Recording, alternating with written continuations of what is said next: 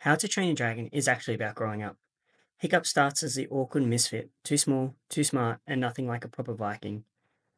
But instead of changing himself to fit the world, he stays true to who he is, and ends up changing everything. Across the trilogy, he levels up rider, leader, chief. He learns to trust his gut, take the hits, and make the hard calls. And by the third movie, he faces the biggest challenge of all learning when to let go. That's real growth. That's a full arc. From misfit to chief, it's one of the best coming of age stories out there, and it all starts with the dragon. Have you ever realized